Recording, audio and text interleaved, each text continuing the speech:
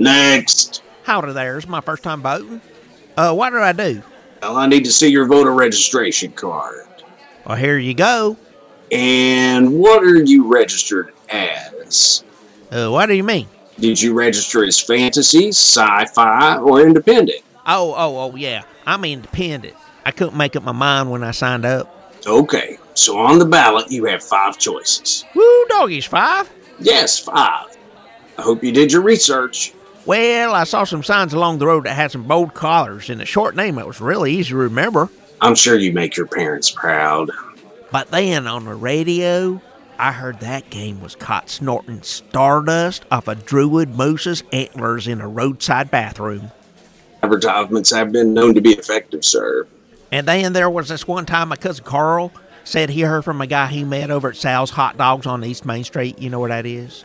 Well, that guy, he heard from someone else on the internet that the game with the hats and the gun belts ate people under a bowling alley on the south side of town. Yeah, well, it's been my experience that you shouldn't believe everything you hear. Anyway, all that being said, I think it's just better to roll some dice when making big decisions in life. Well, at least you're not an ideologue. Next!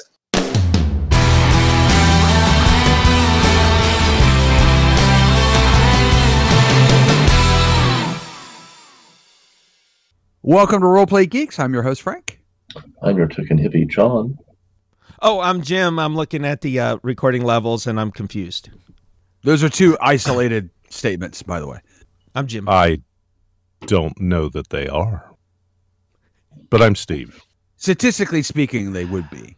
And this is Steve-O, a.k.a. the other Steve. But generally speaking, they that's would a be. different, yes. Wow. Generally speaking, they would be. Generally.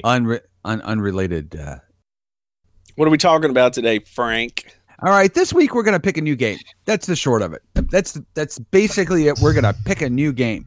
Before we get started with that, a little bit of housekeeping. I want to remind everybody that if you like our podcast, please go out to the places that you're listening to it, give it a like or a thank you or a thumbs up or rate it or whatever the thing is, the system that you use says we good. If you'll do that, it really helps us out, helps it get into the algorithm so that other people can enjoy our content. We really appreciate that. Okay, so first up, there's a little aspect of this news item that I didn't know, and that's what I want to talk about. So I don't want to get into the deep delve of the other stuff, but the Dragonlance Chronicles have been around forever. Steven can go on for hours talking about those, but they haven't done any new books since like 2007. And then back in 2017, apparently they announced a new trilogy. Well, this week it came out, there's a lawsuit about that between Wizards of the Coast and the 2 original authors, Tracy Hickman and Margaret Weise, is it? Or is it Wise? I never remember. I always pronounced it with the I sound. Okay, there you go. Yeah. So one of the others, or a third one that I didn't think of. But one of the things that came out in the lawsuit filings that I didn't know, which is that Wizards of the Coast had actually shut down their book publishing division back in 2016. So they don't publish any novels anymore. And so this lawsuit's a complicated third-party publisher thing. It doesn't work. If you're interested in that, go Google it. You can find all the information you ever wanted to know. But what I wanted to talk a little bit about is, just for a couple minutes, how much do you guys think the stories that exist within a gaming system help with the gaming system? So what I'm thinking of is that, the Forgotten Realms, to my mind, and certainly Dragonlance is another example to my mind, is the stories are almost more dominant than the setting as a gaming setting. But if you think of something like Traveler, which not that many people realize, that there were Traveler novels. There are Traveler novels, and they may not have read them and not realize their stories about that. So do you think it really has any importance to the fact that they shut down that novel publishing system division? I don't really think so. I mean, I enjoyed the what was the series that I read? The Drizzt ones? Yeah, the Drizzt Door, and basically that whole series, starts off with Halfling's Gem, I think was the trilogy. I Crystal Shard. them. Right. I enjoyed them, but it really did not have any effect for me as a gamer. So, I mean, I don't know exactly if that's what you were asking, but well, we're all kind of a little weird because we don't necessarily game in Forgotten Realms, right? I mean, we are right now in the system. Look at we're going through Andrew, but that's an abnormal. Steven, maybe this is a better question for you. Do you think that the novels and Steve-O to some extent, because he's complained, I'm gonna say complained, but noted. Oh, he's complained. He's like, bitch. Totally complained. That he doesn't know the norms of the realm, as it were. And to my mind, a lot of that is depicted in the novels as opposed to like the supplemental information. So with Forgotten Realms in particular, the Duerden books had an incredible impact on gamers at the time who were getting into Dungeons and Dragons. Everybody and their mother wanted to dual wield swords after that. Everybody. Hey, John and I wanted to do that before that was ever cool. Long time before that was ever cool. We made it cool. We made it cool. We made it Not cool. Just screw that, dude. Wow. Cool. I don't know that you guys can make anything cool. Shut up. That's we make you cool. Yeah. Oh, low-hanging fruit. So I could reach it. Look who your circle of friends are, buddy. So I think that it also had an effect on how popular the Dark Elves were in kind of the Dungeons and Dragons mythos. They were always important, but that particular series of books kind of cemented them as this really iconic and pervasive class of villain within Dungeons and Dragons adventures, which has carried on to today. So the books themselves had a very profound effect on affecting the game and the stories within the game. And Dragonlance at the time did that as well. But I want to say that Dragonlance kind of fell out of favor because it was more of a teen story than I would say that the Forgotten Realms and Drizzt books were. No, it's because Kinders are awful.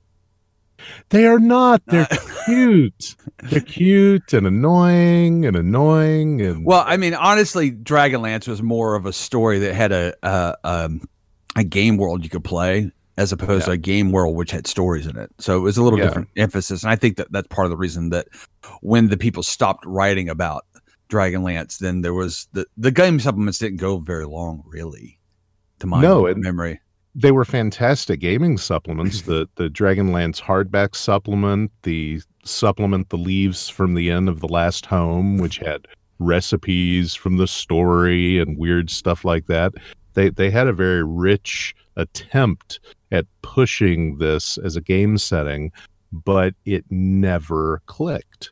It never clicked. But Greyhawk and Forgotten Realms, those two did.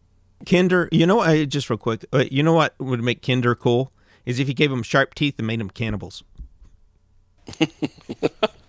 It would fit within our alignment of outlook. So this is just my opinion, but I think I read one of the Dragonlance books many years ago, and I didn't really care for it. Super late. It's sort of like, I'm not a big fan of reading books based on the Star Wars universe or the Star Trek universe. I like to take that piece of art for what it is, the movie or the TV show or whatever, because, it gets all conflicting and confusing and I don't know, it just never quite lives up to what I want it to be. But your question really is, do I think it's important for a game company to promote their games by publishing books? I would say no. From my opinion, and for me, I would say no. Although I will say, you let me borrow a couple of Traveller novels, or a couple of novels written in the Traveller universe. I actually enjoyed those quite a bit. They're pretty. One of them was, I can't remember the name of it, was a few years ago, but I liked the one quite a lot, actually. The other one, I don't remember again the title. Do you remember the titles of them?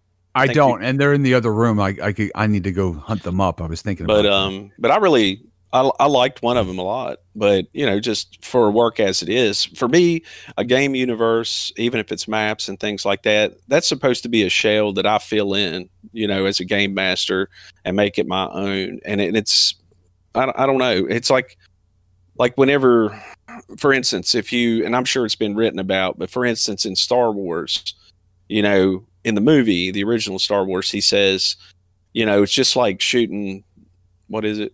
Something in Beggar's Canyon back home, right? And so, yeah. So, okay, you know, that's in my imagination. What was that? That's so cool.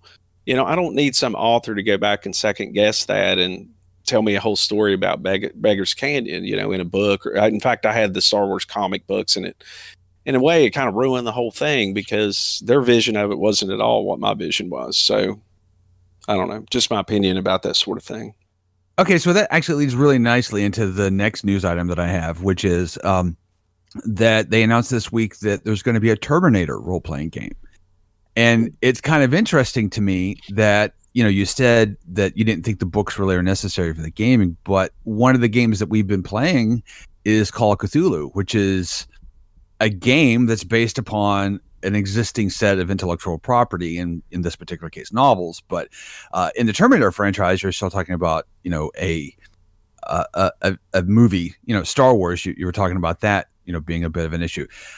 You know, so how do you think about that connection, going that direction? Personally, Terminator game, the video game that we played that Jimmy sucked at, that I was really good at. Skynet. Yeah. But man, I love that game. I loved it. It was so much fun to play. So I enjoyed that as a video game, but I'm a little more tepid on the general notion of a Terminator role-playing game. Now, you can't see this because we don't video this, but John's reaction when I said that was very, I would say, excited. Very dog. Yeah. He was like, ooh. Yeah. I don't know how do you run that? Well, how do you run that? Well, the thing is, that's very similar to my attitude about Star Wars role-playing game, though, is that it's neat. It's like, oh, yeah. And then it's like, but what do you do? Like kind of what Steve-O was saying earlier. It's like, you know, when you have a gaming system that's kind of like you're filling in the details of that world, or creating that world, and create, you know, and populating it with NPCs or, you know, people. And players are then, you know, adding their stories to it. But if you've already got a story, you know, what do you do? And then it's the whole thing of trampling on the toes of other stories, other characters. Do you bring in stuff?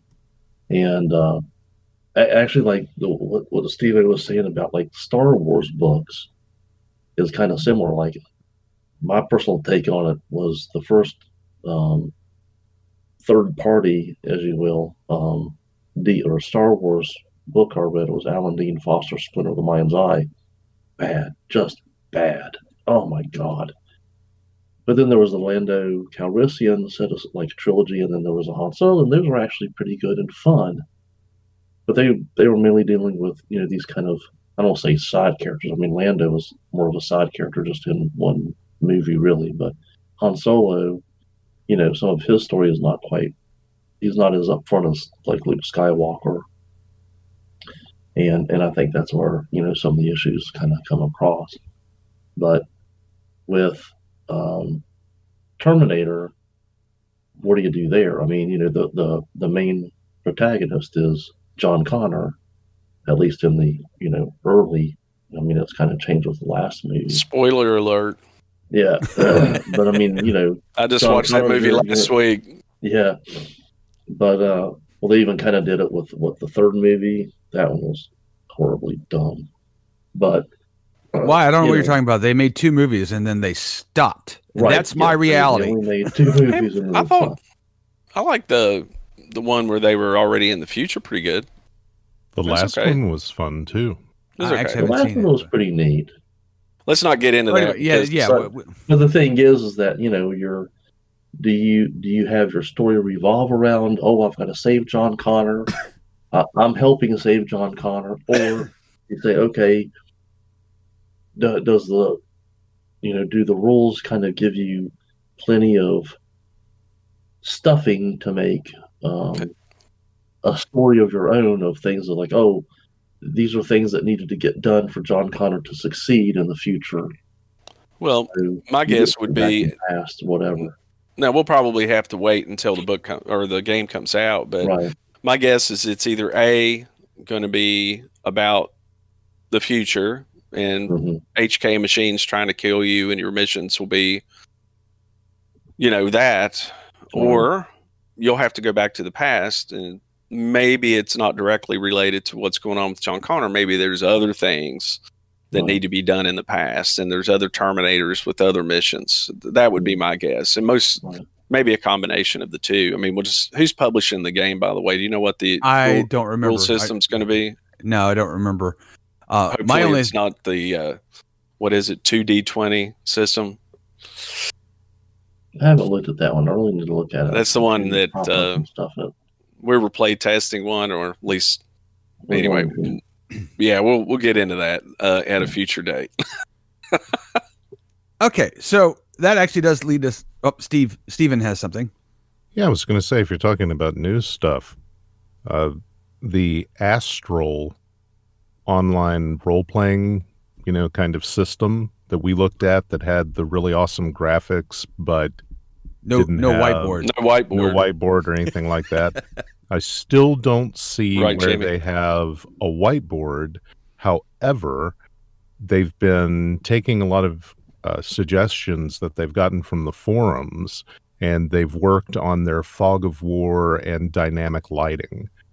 So they've concentrated on that as their, I guess, most recent fix.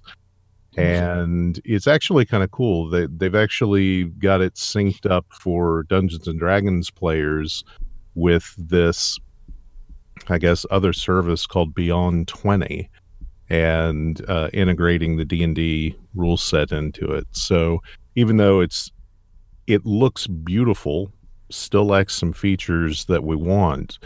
But if people wanted to check it out, Astral's, they're listening to their users and putting stuff in. And I thought that was noteworthy enough to bring up. Yeah, I think it's lacking features in the sense of that your car can't make a right-hand turn. I mean, it's pretty damn critical. But the car looks really nice. It does look really nice, that's for sure. And you can make left turns and still get to where you're going. Just ask NASCAR. Yeah, you can. Fair point.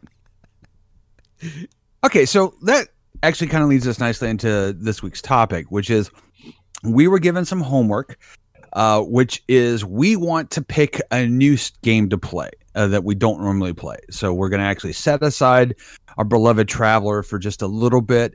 We're going to set aside our beloved D&D for just a little bit, and we're going to try something new. But the problem is that you get 5 people, you're going to get 27 opinions. So we've got to come up with a methodology for picking a new game. So there are so many new games being launched every year. There are a lot of really interesting and clever ideas out there. What we've done is we've challenged each other to come up with the system that we think, for whatever reason, whether it's a system or the game story or whatever it may be, would be very exciting to play. And we're going to pitch it to everyone else and say, this is why we think it's going to be. Maybe 4 or 5 minutes, not long, just sort of talk a bit about it. Then we'll ask each other questions about it, move on to the next person. At the end of this process, we're going to pick a game and say, well, based upon this, we're going to talk it through. We think we'd like to play this. At some point, one of us is going to run that campaign, and we'll report back to you maybe in a month or so what that was like and what we thought of it. So that's the plan. We'll see how it goes. Let's start off with, I'm going to point at Jimmy to start off with. What game did you pick, and tell us a little bit about it? So the game I picked was Deadlands, and it's based on the Savage Worlds rule set. And the reason why I picked it is because it's a Wild West themed game. It's something I'd never done before, and because of the Savage Worlds game mechanics, which is something that's totally new to me. What's it? Have you looked into that? I mean, what's the game mechanics like? Yeah, the game mechanics are really pretty slick, particularly for a Wild West type game. First of all, you have So this gets really different from what we're used to. Everything's based on a target number of 4. You have to roll a 4 or greater to succeed. Maybe it's better than 4 to succeed. I don't know that a 4. No, it's a 4 or better to succeed. And you start out with, let's look at attributes as you have a different set of attributes, but it basically represents a similar kind of things in terms of strength, dexterity, those kinds of things. They name them differently, but you have a D4 assigned to each one of those, and then it's a point system to buy in. So if you add a point, you go from a D4 to a D8 when you roll for strength, for example. And then if you put another point into your strength, you go from a D8 up to a D12. So it just steps up 4 die point for each one. And then you have. So the way that they do difficulty levels isn't to adjust your target number, it's to adjust by advantages and disadvantages. So you go up or down based on the conditions that exist in the game for that particular task. So I thought that was a really interesting way to do it. Now, NPCs and players also are considered extraordinary characters in the game world, so they get an extra D6 to roll. And then you take the higher of either the D4 or D6. So the game mechanics sound really complicated, but once you look at them, read through them once or twice, they're pretty straightforward, pretty simple. Initiative's really interesting for the game, though, because you use playing cards. And you use playing cards for various things in the game.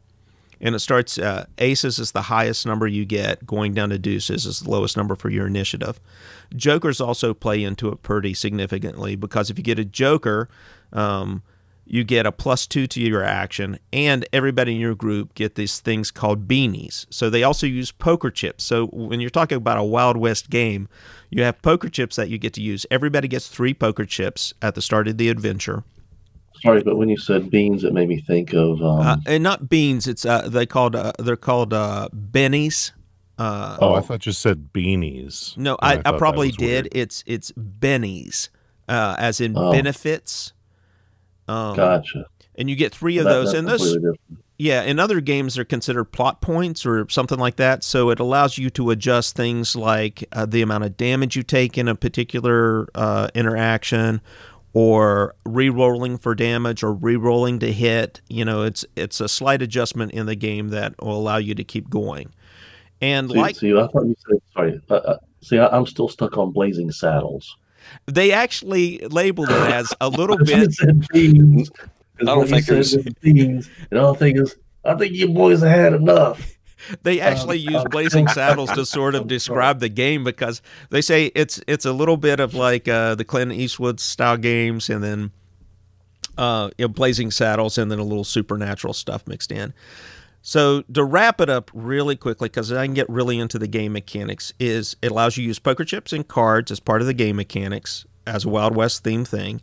There's the supernatural elements to it. So the basic setting behind it is an alternative Civil War setting where you have California's fell off into the ocean. There's a large maze on the West Coast where a shaman trying to push the Europeans back has cast a spell that's brought in these otherworldly beings.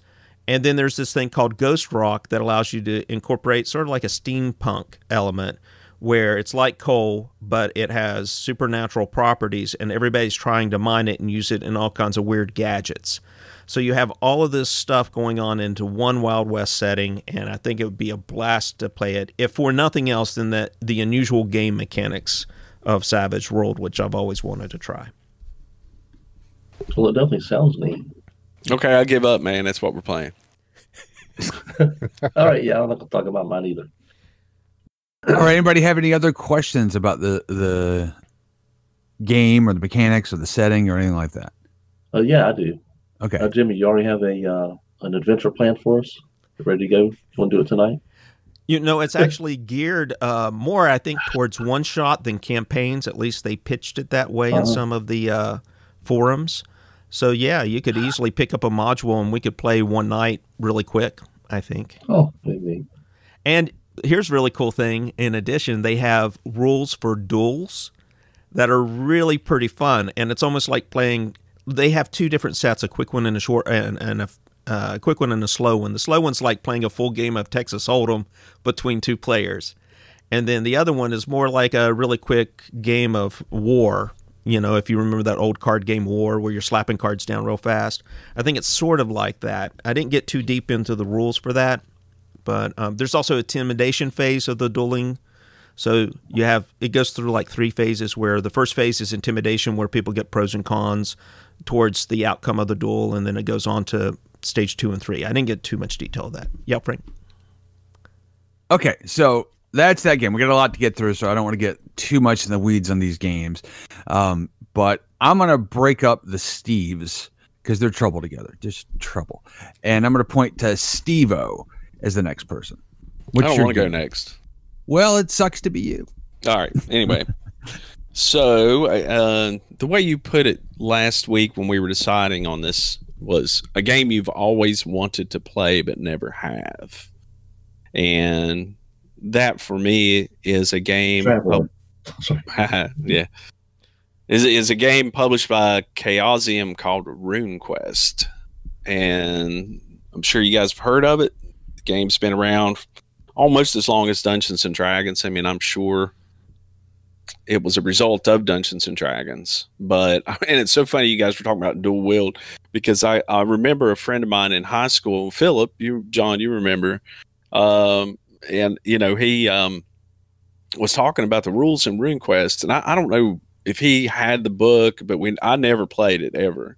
But he was like, "Oh man, they got ambidextrous and all these skills he's telling me about." And I remember thinking, "Wow, I'd like to really try that game sometime." But of all the games I've played through the years, I've never played it.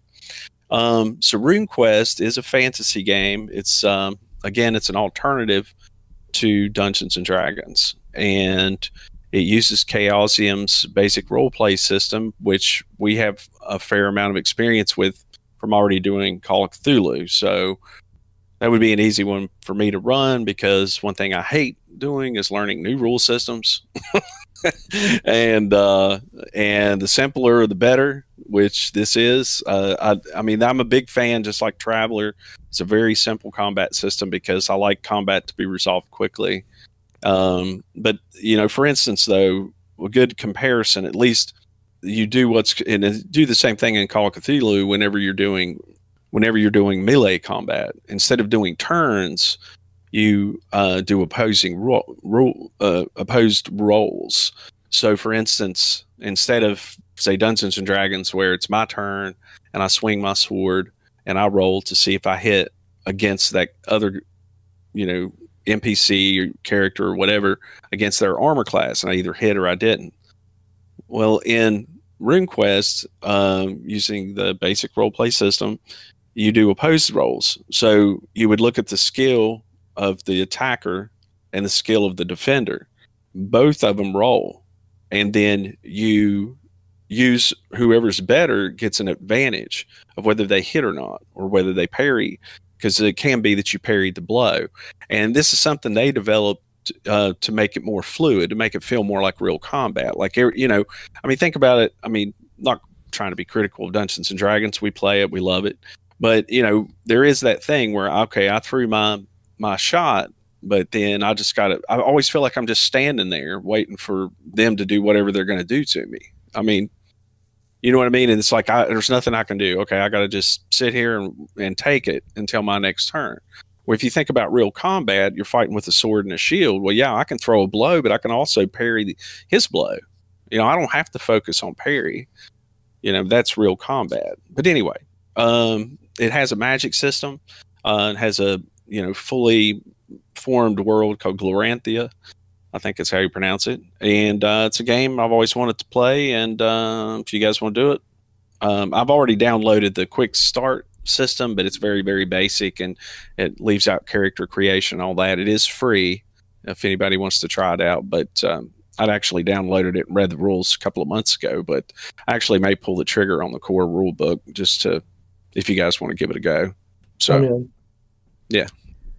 Yeah, that sounds fun. Oh, you know, one thing I forgot about mine that I think is important to mention is that your turn is over. Well, this I think is real important. they have it free, like Steve-O was saying, for Deadlands right now because of COVID. The Pinnacle Entertainment Group has a bundle that includes the Game Masters, which is called the Marshal's Guide, and the Player's Manual. So you can head over and get that. And like that game, Steve-O, they also have a parry state, which is always at play. So when you're in melee combat, your parry score modifies the attacker's ability to hit you. Unless it's a ranged weapon. You can't really do much with a bullet. You know. Yeah, well, it's the same way Call of Cthulhu is. Ranged attacks are handled. Yeah, right. Yeah, ranged attacks are handled differently than melee attacks. So anyway, moving on. And I have a backup, by the way, if anybody wants to, if we have time. Well, we can go into alternatives afterwards, but is there any questions about RuneQuest? Yeah, why did you pick a fantasy game when you hate fantasy? Well, yeah, what's up with that? I wanted to try a different fantasy game outside of Dungeons and Dragons. And again, as Frank said last week, pick a game you've always wanted to play. And for 40 years or however long this game was published in 1978, I mean, I've always wanted to play this game. And we should do it. I'd like to give it a go. I might hate it, but I'm in. Okay. On both of those games, do you know if there's any Fantasy Ground or Roll20 integration? Jimmy's shaking yes. Good question. Some of that is difficult to do in Fantasy Grounds. So Fantasy Grounds, I do know, has a Deadlands rule set. I don't know about Roll20. I didn't look into it specifically, but when I was doing the research, someone mentioned that Fantasy Grounds had a Deadlands. I'm on a different computer. Maybe somebody pull up their Fantasy Grounds, take a quick look. But I think they do have RuneQuest on Fantasy Grounds. But that means I would have to learn how to use Fantasy Grounds. So I don't know that I want to do that. I know they don't have it on. I don't think they have it on Roll20. I mean, if I have to, I will. I mean, I've got the account, but I've never ran a game with Fantasy Grounds. Yeah. It doesn't mean that we can't do it this way through Discord or something like that. I was just curious. I don't know. I've already kind of learned how to use Roll20. I don't know. Maybe I'll give it a go. I'll check it out. But anyway, who's next? John? Yeah, to break up the Steves. Yeah. Okay. I'd also found two.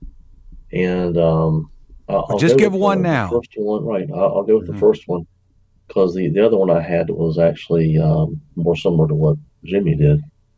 But the one I came up with was Root, ROOT, and it is. You play a tree.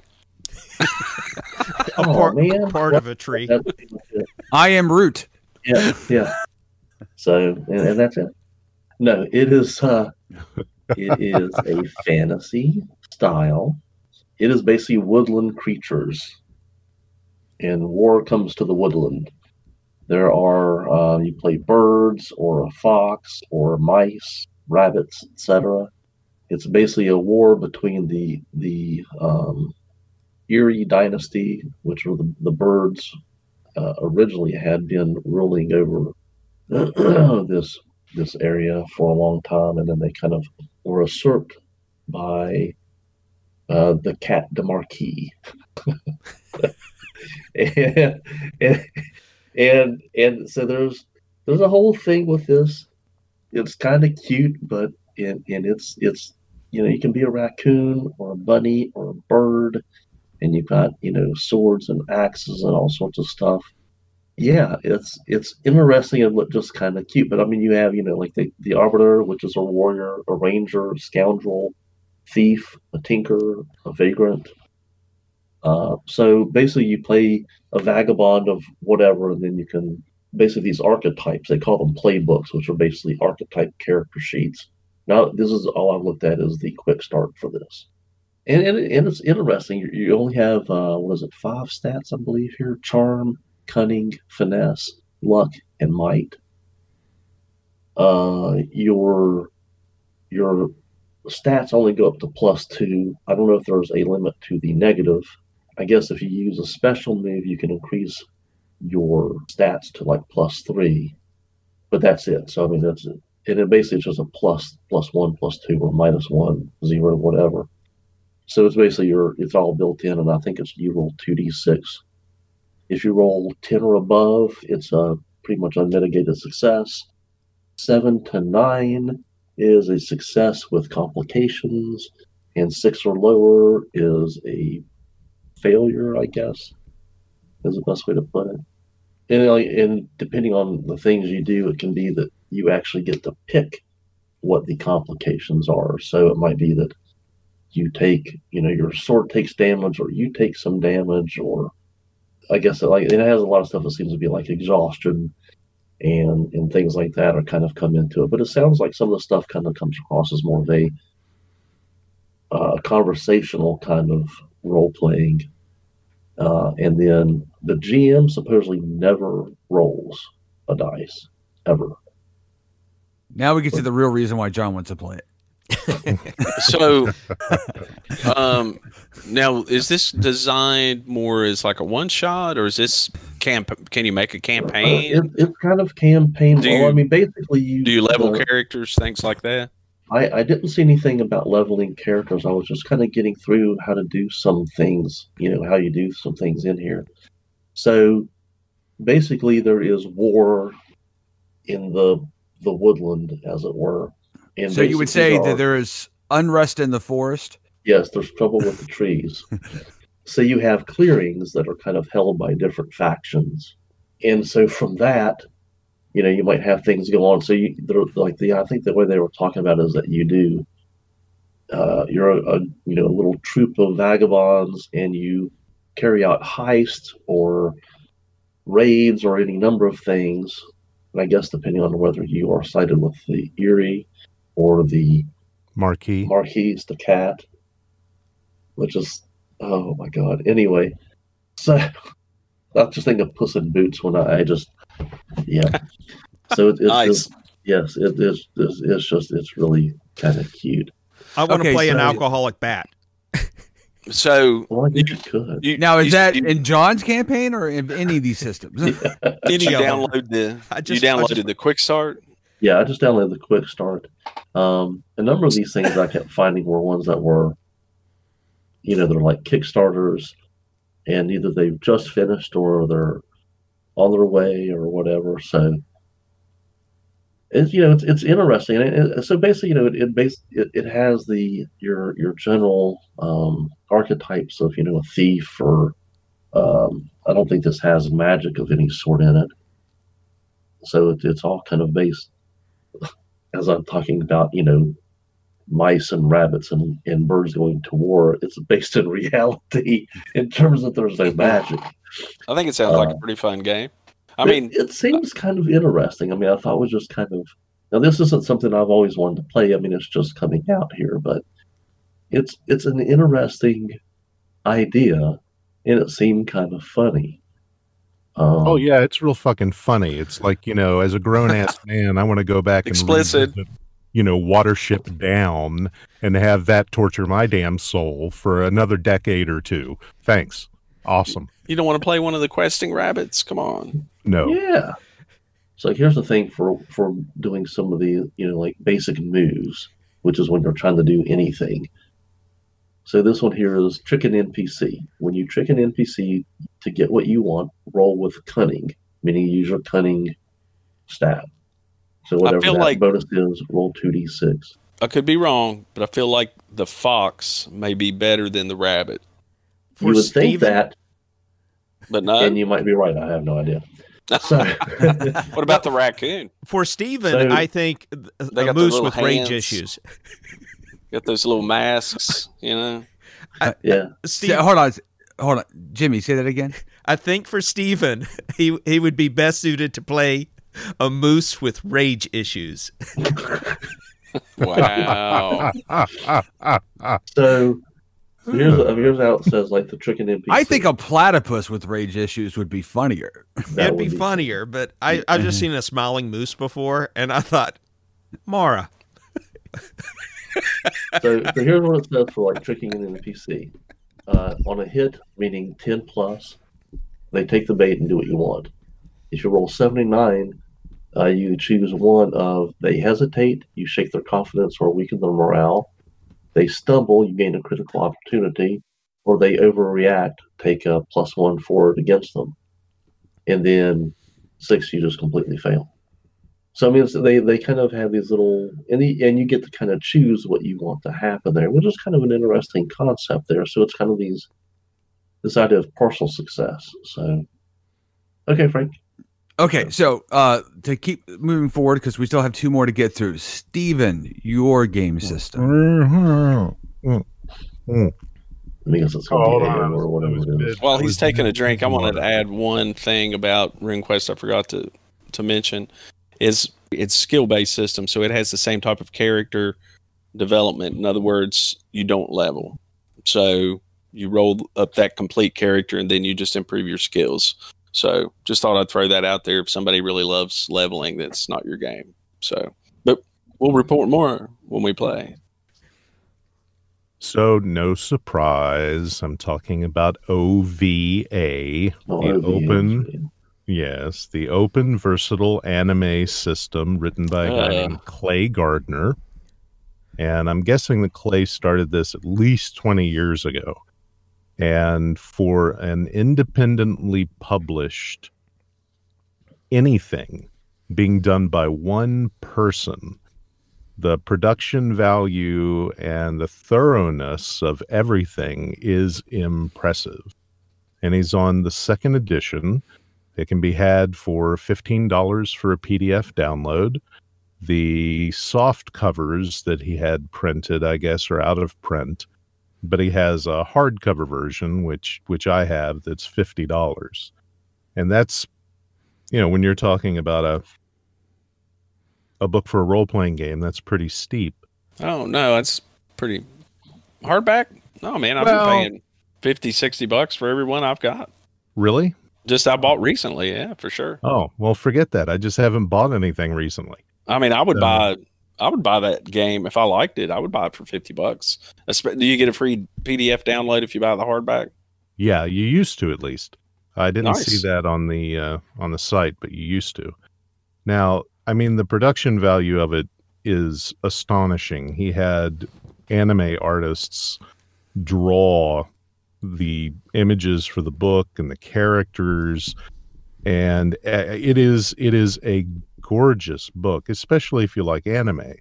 But the cool thing about it is it's built so that you can do any kind of anime character in any kind of adventure, from fantasy to science fiction, from guns to mecha. It doesn't matter. And it's a scalable system, and it's based on 6-sided die, and it's all about successes and failures. And when we looked at it before, when we think about playing it, we were having kind of trouble figuring out about combat and how that worked. And I think I've got it. I think I understand it now. They've got these little supplemental books that you can get with 3 characters kind of fully realized with all the descriptions. And I went back through and I was reading those again. And the way that it states it, I'll just read this. Every character in OVA is made up of 2 things, abilities and weaknesses. Abilities are positive attributes like skills, talents, areas of physical prowess, and even supernatural powers.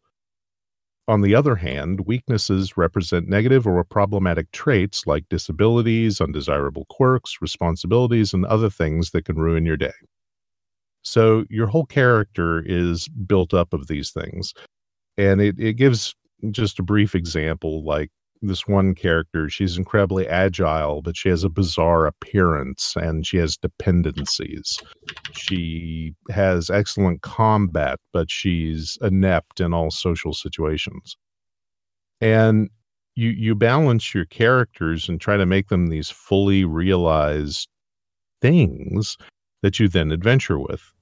So there are people that have used this to play standard fantasy settings, standard science fiction settings, and just use the base system to create the characters. I want to play it because it's gorgeous. I want to play it because it's been just this thing of love for this guy. Go ahead, Steve. Hey, so if you were going to play this game, are you planning to run this game yourself? Yes. And what would your setting be then? Because you're saying this is kind of a universal rule set, right? I mean, you can make anything you want. So what's your thoughts? What are you going to do with it? Well, I've got two, and it depended on what the group would want. I have my own world that I have a story for that is not exactly fantasy, but it's low tech.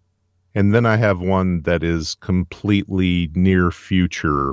So it's kind of cyberpunk one of the two kind of thing, or think of it more 40 years in the future if we all live. Oh, so you mean going back to like swords and... Come on, kind of man. like the first game. As a matter of fact, they're both the same fucking game. It's not dystopian. Please don't be a dystopian. No. The one that's near future isn't dystopian at all. As a matter of fact, there's no real antagonist because it is more just life. I get to play myself 40 years from now. Yeah, you got to make your mortgage payment.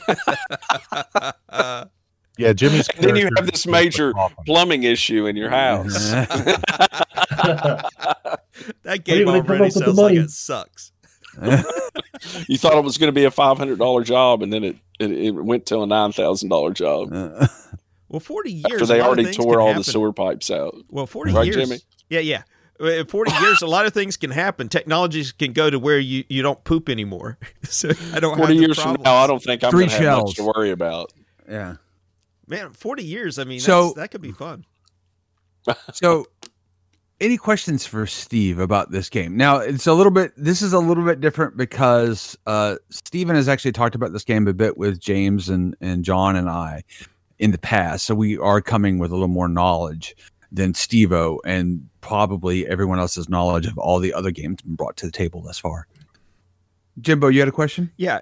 So if I remember correctly, what really made this game stand out from other games was that it had, like Steven said at the beginning there, an anime element to the underbelly of it.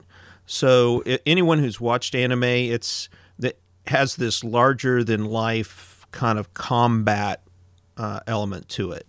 And I think that was one of the things we were struggling with because it was so alien to our way of thinking, in part because I think Steven might be the only one of us that's really into anime. We've all, experienced it in some shape or form, like I think Vampire Hunter D back in the day, Ghost in the Shell, those kinds of things. You can't not have in the 21st century been exposed to it at some level. Yeah. So my question would be: you said you think you got the combat figured out. So could you maybe really quickly just go over briefly, how that's different from anything else we've ever done? So really it boils down to your basic either attack or defense die and the bonuses that you can justify putting into it. And that's it. And I think that I was overthinking it and I was looking for more of an explanation than what was there. But it really comes down to the opposing die rolls based on attack or defense. But those can be modified depending on what you've got. And, there have been a lot of these anime role-playing games that have come out since the 90s. And the big one in the room is called Big Eye, Small Mouth. And so that one came out in 97. And it's like full master of that kind of game. And it's so overwhelming with the options that it's a bit much for me. And this is so much more scaled down that, I think it's easier. But like I said, I was reading too much into it. Now, about the anime part, Clay Gardner, the guy who made it, he's kept a blog up that he posts to every once in a while. And he actually posts things like, hey, the anime Violet Evergarden. If you'd like to play in that setting, here are some suggestions. Evangelion has made a comeback. It was 30-year-old anime. He's got rules and suggestions for that. So people who want to play it in an anime setting, you should really check it out. It's wise, WISE, turtle.com. and you can get to the game and Clay's blog through there. What I did was I went through a few games that interest me, and I was genuinely torn between two games. One of which I like the idea of the system, but I'm somewhat not indifferent, but it's a perfectly okay setting. The other one, I really liked the setting, but I was a little hesitant about the system. So I have and I would say the one that I've picked is barely edged out the other one. So keep that in mind. The game that interests me is a game called Blades in the Dark. And the thing that really intrigued me about Blades in the Dark is that it's a game in which basically you just get started doing things. And things happen kind of in flashbacks. So if you do something, you say, the GM describes something, you say, oh, yeah, and I'm friends with that guy, and he's got this package for me. Okay, well, then you roll. It's sort of a flashback thing. Then you roll and determine your degree of success of that being true or the outcome of that. So it kind of what intrigued me about it kind of reminded me of Bill and Ted's Excellent Adventure. Got to remember to go back in time and make sure that the tape recorder around the table. Oh, sorry, spoiler alert. Yeah. So, those things, it was funny to me, but then I started digging into the system a little bit further, and I think there's a lot of merit in this particular group. But I will read this one quote, which I thought just caught my eye. Of course, I've removed the link, but basically it says that, as effective the characters you make are flawed characters. And they're all kind of a little bit self-serving, a little bit evil. And not evil, but what you do is that you make a crew, and that crew has a set of goals, and that may be a crew of smugglers, and maybe a crew of assassins, and maybe a crew of whatever. But whatever it is, every party or every crew is sort of like, the Thieves Guild Underdarky type of setting. Now, the setting that they have for this is fantasy-esque. It doesn't have to have any magic, and it's usually in a city. So you're basically confined to a specific geographic sort of extent. The thing I thought was kind of interesting about this is there's nothing in these rules that you couldn't turn into a space-based system if you wanted to, which seemed kind of intriguing to me. It's a D6 based system. So the way this works is that you have like 4 or 5 attributes, and you have a value of 1 to 4. And the number is the number of dice that you roll. So you roll 1 D6 or 4 D6 or 2 D6, whatever it may be. So it's a fairly simple attribute based system. When you make a character, you come up with a lot of things about them that you pick, things like vices and benefits and personality traits. So some of the background stuff that I've struggled with a bit in my gaming is sort of baked into the system to help you sort of flesh out the character. And the idea behind this is that your crew runs capers, runs a little mission, and those missions go really fast. So it's heavily influenced by sort of a cinematic approach to gaming. So we don't worry about planning the caper. We don't worry about thinking it through terribly. You just start experiencing it, and then through these flashbacks, you sort of resolve some of these things.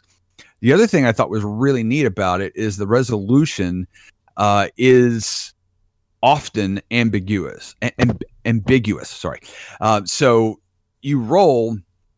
Let's say you roll 3d6. You actually look at the highest number to figure out which matters. So if you roll a 6, then you do a critical success. If you roll a 3, 4, you succeed, but maybe something else is a side effect. If you roll a 1 through 3, you fail, and it doesn't matter if you roll 3 1s and a 6, you get a critical success. It's the highest of that. There's a whole lot more to the details, and I would have to get the game in full. There is an SRD version that I've been kind of looking at to understand the rules. Would probably be, for me, I'd run it as sort of a fantasy-based setting, just because it would be easy to understand, sort of a King's Landing type of scenario type of thing. But that's it. That's the game. Are you willing to purchase this game and run it for us? Yeah, I think that we can get through how to acquire the game. We'll work on that off camera, but I think that and we can work on, aren't you?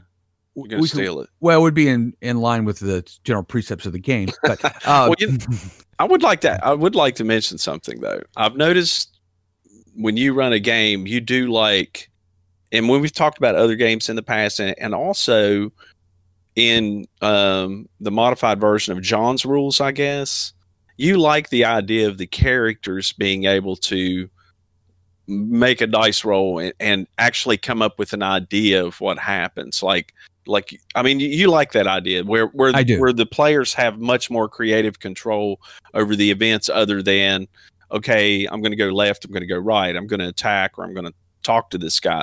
It's like you like the idea of, I'm going to roll some dice, and if I get a success, then my contact, this guy has a package for me, as you mentioned, that has, something important in it or whatever. You like the idea that the players will create, will come up with a creative element for the story that the DM then has to contend with beyond the normal role-playing things, such as just going off the path or whatever, and you having to wing it. So I find that interesting.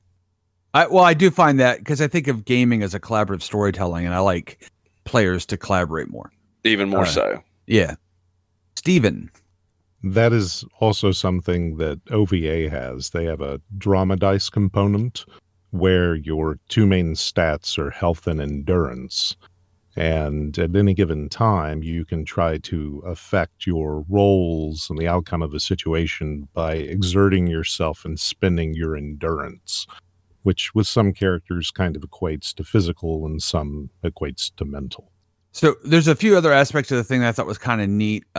That there's this resistance roll, and I haven't gotten really into the details, so excuse me if I miss any of this to anyone who may be listening. But the idea is that no matter what anyone tries to do, there's always a resistance, and you get to roll against whatever's going on, and that sort of subtracts from the effect. So it's very rare, if at all, that you can do something 100% perfectly. And the obvious example of that, if somebody tries to stab you with a dagger, you're going to resist that, either because you've got clothing or armor that does that, or you're going to physically try to avoid it. So it has an impact. And I thought that was kind of a neat mechanic to implement that.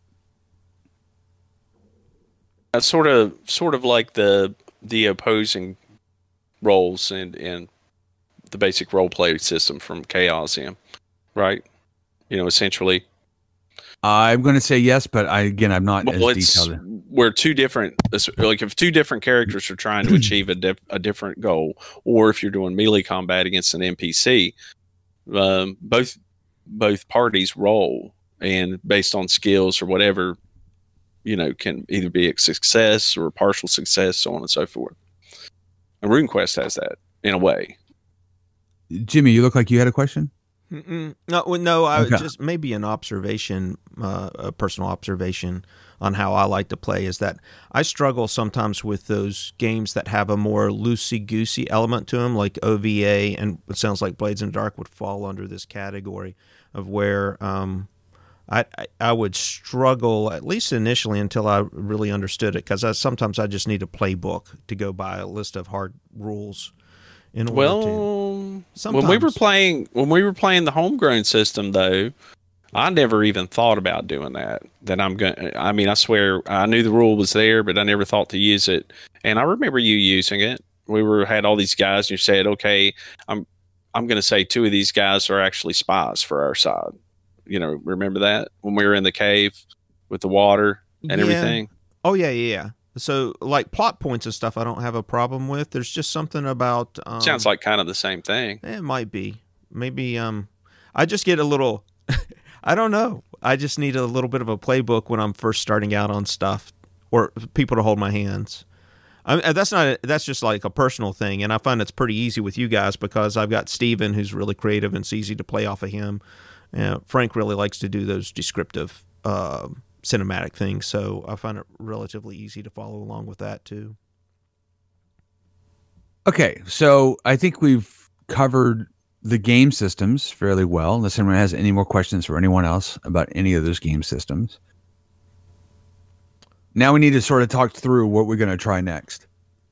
So to review, we have RuneQuest, we have Blades in the Dark, we have OVA, we have I don't remember the exact name of Jimmy's.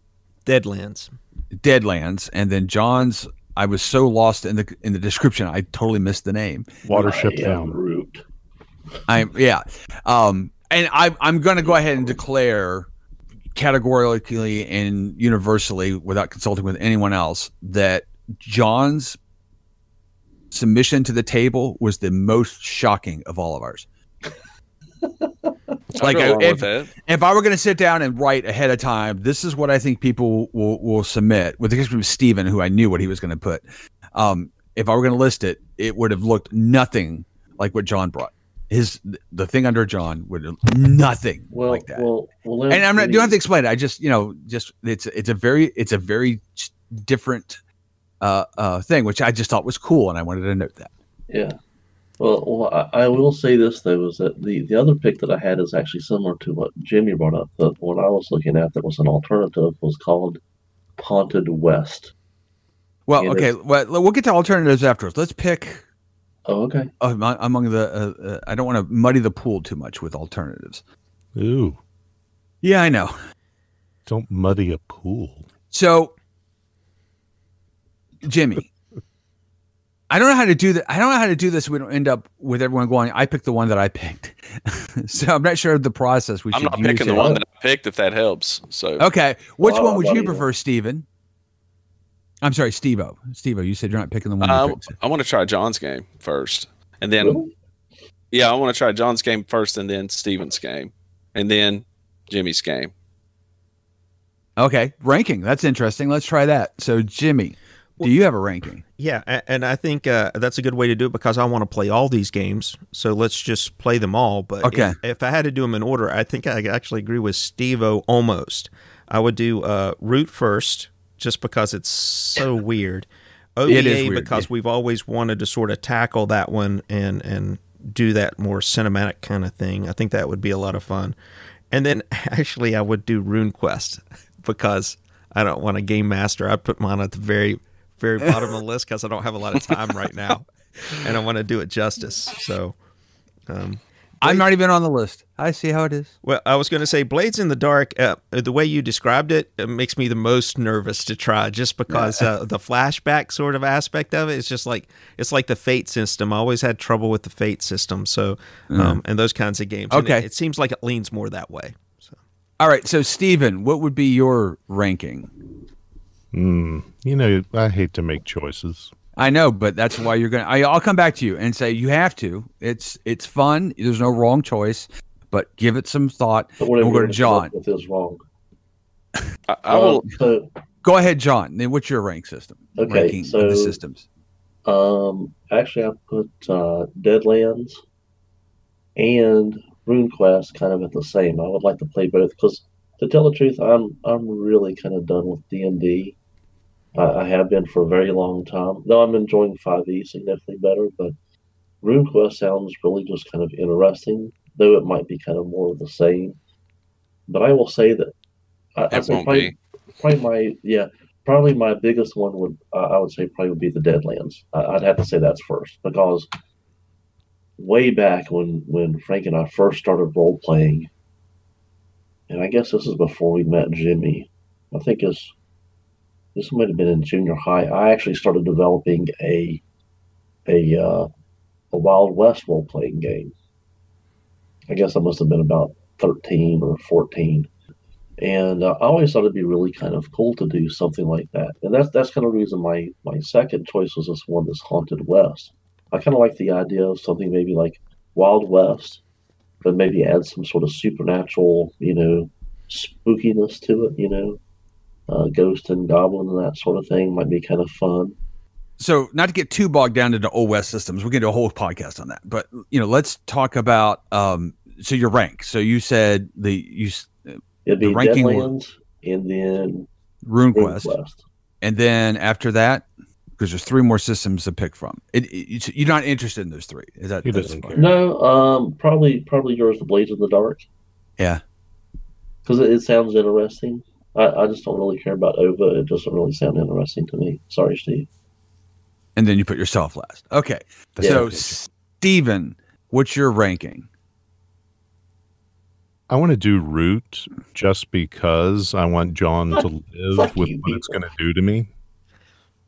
For no well, reason. you know, I would like to. I didn't sort of bring this point out, but I do want to make the point that we can have a conversation, not on the podcast, about who's actually going to run it, because you know, I don't think that because you brought the game to the table and means you have to run it necessarily. But that's a whole different conversation. I think that's bullshit. Well, I'm just saying it doesn't have to be. I don't think it has to be true. You can disagree. That's fine. But I don't think that has to be true. We can have a conversation about whether it does or does not have to be true. So, Steve, what's your ranking?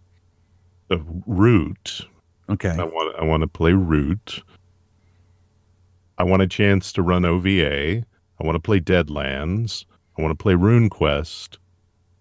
And Blades, I still don't quite understand. So maybe by the time we get through 4, then Blades will make more sense. Okay, so I think that Blades is probably the least attractive on the list. It's definitely in the latter half in everyone's ranking. And I think that is valid because the game's a little hazy. And it's, in my depiction of it, is probably hazy as well. In my ranking, I would say Root is number 1. And the reason is because it is just weird enough, yet familiar enough to be that nice combination of, I kind of think I understand what I can do, but I also think it's going to push me in directions that I would enjoy. My number 2, oddly enough, is going to be OVA for the exact opposite reason.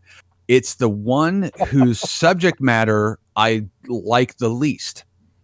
And I would like to understand more. So somebody that I care about a lot cares about this a lot. And I want to understand what I'm missing. And that is going to be my number 2. My number 3, because as John said, we want to do a West thing early on, is I do like the Wild West idea. I do have concerns about how this works in COVID, because, you know, war, how's that going to work if you have the cards and things like that? So the mechanics of it concern me a little bit, but I think that would be a really cool, and you know, read any Louis L'Amour book and it's a great one shot. You know, it's 103 pages for a long one, you know, and you've got your one shot. So that's really nifty. I don't like the fact that I'm listing RuneQuest so far down the line, because like John, my favorite game of all time, even though it's not a particularly good game, but my favorite game of all time is Rolemaster. And the reason it is because I love Dungeons and Dragons, but I have real problems with the rule set. And Rolemaster is Dungeons and Dragons that's not Dungeons and Dragons. And so I'm hoping that RuneQuest will be not Dungeons and Dragons. That's kind of what I hope. At some level, you know, it gets me that what I want out of D&D, but it's not D&D out of it. So that's what I would probably rank them if it were me. Okay, so lots of people raised their hands, they had comments and things like that. Jimmy, I think you were first. I think of all the ones we named, Blades in the Dark is the one that I probably like the least, the way you described it, but I'm the most curious about because I don't think I clearly understand it. That flashback thing has got me all weirded out, so I really want to go read about it so I understand that. Yeah, and there's an SRD rule set for Blades in the Dark that gives you, you know, the intro stuff, so you can go check those out. If yeah, you that's want. Perfect. Steven, you had a comment? Did I? Yeah. John, you clearly still have a comment. Oh, so... So multiple things there. So for the one with the root, the thing was like, you know, I was like, this just seems kind of neat. It wasn't like I really want to play this. It was just more of like, this seemed just kind of neat. But then what it kind of gets down to is, and I think about this in terms of the group that we play with here, is that this is a fantasy kind of game. It's a completely different rule set. Now the rule set is completely different. That's the biggest thing about it. But all I can think about is there's going to be an awful lot of Jimmy going on and on about I hurt my wing, or it's whatever he's going to, you know, whatever he's going to pick. It is going to evolve into, you know, some sort of lame jokes of, You know, oh, I did so and so, and I really thought he would be a duck. I really did, that he would want to be a duck. No, a fruit bat looking for fermented fruit. That's There you going to go. be my thing, Fruit man. bat. Yeah. I love it. Okay, So, so yeah. you know, not to I want to be a belabor raccoon, this man, with podcast, the little hands. not to belabor this all too much. So I think the first thing we're going to try is we're going to try Root, and we'll talk about how we're going to get it and who's going to run it and how we're going to play it, and hopefully report back to you guys how Root went over the next few weeks and months. With a little luck, we'll have a chance to try all those systems. I know some of us had some alternatives, so if you can, like in a minute or two, just talk about your alternative. I know, John, you had one. You shoot first. Okay. It's called this Haunted West. It's self-described as a historical fiction, weird Western spaghetti action game. I did not get I mean, all I found is I guess it had a Kickstarter that ended, though, but I didn't find anything in terms of a, like a little free quick start or anything else to get you into it. But it's set after the Civil War, and the world of Haunted West is a grim place of untold horror, the supernatural, sights that shatter even the toughest gunslinger, and wonders beyond description. And so it is. It's crafted in the vein of works by Robert E. Howard, Gemophiles. Good Lord, I can't read. Elmore Leonard and Alex Haley. So draws inspiration from High Noon, Deadwood, Firefly, and the Man with No Name trilogy. So I mean, it sounds very interesting. Again, I kind of like the idea of a Wild West theme, especially with some sort of supernatural horror kind of craziness thrown in. So now I don't know anything about the system. So it uses a new system created by a posse of talented creatives, both old and new. New and old. So I'm going to see if I can try to find rules for it and see what it's like. I mean, it definitely sounds interesting. So what about Jimmy? Do you have a alternative? Yeah, one I've mentioned before. It's a one-shot. It's called The Witch is Dead. Oh, yeah. Yeah. It real quickly, it's just the intro here is, I think, enough to get a sense of what it's about. Oh, once upon a time, there was this kind and wise and beautiful witch who lived in the forest with all of her familiars. And her life was peaceful and happy until some effing witch hunter broke into her cottage, damaged her hut, and murdered her. And now she's dead. And all of you familiars are not happy with that. So what you're going to do is you're going to go out into the wide world and work together to kill the witch hunter. In the sense, you get to play an animal. You get to play a fox, a cat, a toad, a spider, owl, hare, magpie, crow, dog, or rat. What in the wide world of sports is going on here? So that's mine in a minute or so. Well, that sounds kind of neat, though. I mean, actually, I kind of like the premise of it better than Root. Now you guys got me messed up. Yeah, the rules are one page. So, Steve-O, did you have an alternate? Yeah, I bought this game a long time ago. I've got a core rule book. I don't know if you can read that. It's called Shiny Book Cover. Book in the Light. It's called Fading Suns. It's originally published by a company called Holistic. They did 2 editions of it. I have the 2nd edition. I have the core rule book, a couple other source books. They did well for a while, and it faded out.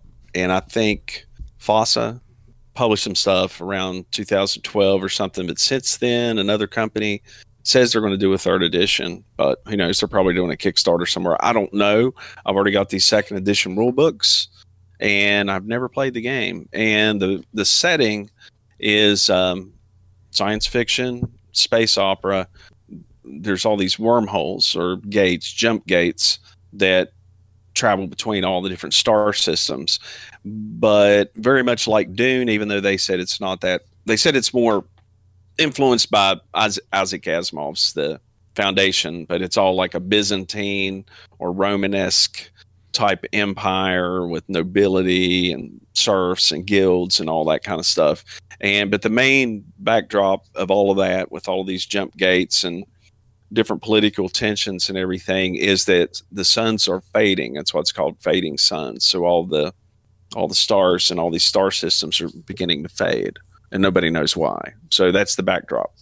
And I've owned this game for a while. Always thought it'd be kind of neat. Uses a victory point rule system. To be honest, I've never read the combat system. I have no idea. Always just read on the background and everything and thought it would be pretty neat. So that was my alternative. Steven, did you have one? Warhammer Fantasy Roleplay.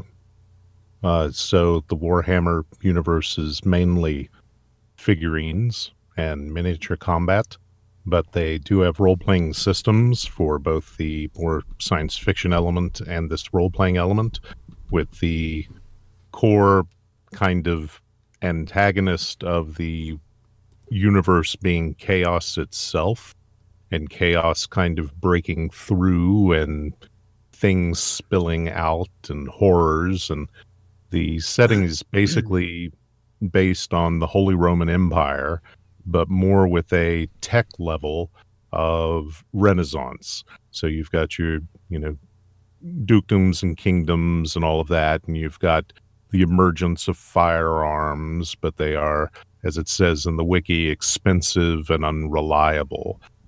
You have a system that's kind of based on a core character with skills and attributes that chooses a career, like, say, witch hunter, for instance, since that was brought up just a second ago, witch hunters. And you have a career, and it's kind of like a RuneQuest thing. It's not so much like a D&D thing. You've got a character that doesn't advance very far as you use it. And I always thought that was kind of neat, to start with a fully realized character that changes a little bit as you go on and you accumulate things, but that's not the main goal of your mission. It is a supplement to your mission. So this is the system that almost made it to the top of my list because the setting to me was just so compelling, and I would 100% read a novel written in this. It's 1963 London, all right, but it's a different London, 1963 London, than we're used to. So essentially what happens after World War II is it turns out the Nazis were experimenting with a lot of things, some of them metaphysical, some of them, science, that were doing lots of awful things. So the Cold War turns into this cover story. The mutually assured destruction is sort of this cover story for the Soviet Union and United States, France, and Britain to start plundering some of the stuff from the Nazis and sort of furthering the experiments on their own. Well, as you would expect, as when science does these things in fiction, it runs amok. And suddenly there's all these creatures that are running around, mutants in various forms. They're evolved humans, altered humans. And there's all this technology that's running around amok. Furthermore, shortly after this, in an attempt to get this under control, the Cold War turns into a hot war. And the name of this game is Hot War. So there's a nuclear war, and it's in 1961 or something like that, or 1960. So it's late 50s, early 60s. There's a war. And so in 1963, you're in London, and basically the majority of Britain is dead, and everyone's trying to basically survive. And you join something called the Special Situations Group, which is just a loose collaboration of civilians, police, military, working together, trying to kill the monsters, trying to keep Britain safe, trying to discover how to get past the bad guys, all these sort of things. And, different groups in the SSG have different motivations. That's the whole backdrop. And I really loved the backdrop, and I could see the wealth of narrative potential within that, both as a gamer and as a game master. Then when I started digging into the system, I be honest with you, I kind of got lost in some of the details, and it felt like it was a little more complicated than it needed to be, but I also didn't dig into it really hard. So I may be like we were doing with OVA, a year ago or so, making it more complicated than it needs to be. But I thought that was a neat system, and it came very, very close. I do want to give special mention to a third alternative that I had, just because I like the idea, but I know absolutely nothing about the system other than the general story. So this is historical fact. There are a group of people, a group of women during World War II called the Night Witches. And what they did was they flew bombing missions against the Nazis, but because they were women, they were given biplanes for the most part, surplus from World War One. And so they were called the Night Witches because what they would do is they would go over a Nazi embankment or a group of soldiers or whatever, and they would cut the engines of their plane and just glide. And it would rustle. The sound would rustle in such a way that it sounded like what the Germans said. It sounded like people on brooms going over the area, and they would drop bombs. The game is you play as a Night Witch. I know nothing about the system. I know nothing about how the rules work. I know very little about that, but I thought it was just weird and different enough to be intriguing to me. Sounds interesting. I have one, since you threw a third one out there. I did want to ask Steve, have you ever played Starfinder? Man, that's really familiar. Well, it's Pathfinder, but science fiction. Yeah, that just came out. Oh, I've looked at it. No, but I haven't. And that would be a third. And the only reason is just an alternative space opera, maybe. I'd like to maybe try sometime. And again, I know nothing about it. So. Do you have a graphing calculator and a supercomputer to figure out if you have cover or not? It's all the modifiers and tables and additions and all of that. But it's tedious. I think the name of the software was Hero Lab, that I used on the PC to manage my character. And if everybody just buys that, then it'll be fine. Well, I say that facetiously because I should say there's a brand new edition of Pathfinder that just came out, and Starfinder's based upon the brand new edition. I've watched a couple of YouTube videos that talk about D&D 5th edition and Pathfinder 3 or whatever the latest version is. And they got away from a lot of that heavy, crunchy stuff that would have been more closer analog to 3rd edition of D&D. And they've done, it's still Pathfinder, but it's a lot more streamlined, a lot easier to deal with. And again, Starfinder is supposed to be based upon that. It would be intriguing to look at that at some point. But. Yeah, and maybe Fantasy Grounds takes away some of that. I thought the same thing. Yeah, just have to put the time in to learn both systems effectively. Okay, so we're going to play Root. That's the first thing we're going to play. One of us is going to run it. We'll see how that goes. And we'll record it if we would get really, really fancy. Probably not, though. But maybe we will. You never know. And we'll report back to you what we thought, what we liked, what we didn't like, how it went. If there's any system that you thought, you're listening to this and you're thinking, why aren't they talking about this system or that system? You can reach us at the contact information that's coming along in a second. Please let us know. We're always looking for new things to try. Hopefully we'll get an opportunity to try all of these systems and maybe some of the alternates we talked about. But please get a hold of us and let us know if there's any of it you like. That's all we have for this week. Thanks for spending time with us. Please leave a review and comments wherever you listen. It helps others find the show. If you have topic suggestions or would like to get in touch, you can reach us at roleplaygeeks@roleplaygeeks.com. Head on over to the website for an archive of all our previous shows, as well as links to all our social media channels. Thanks again, and we'll catch you next week.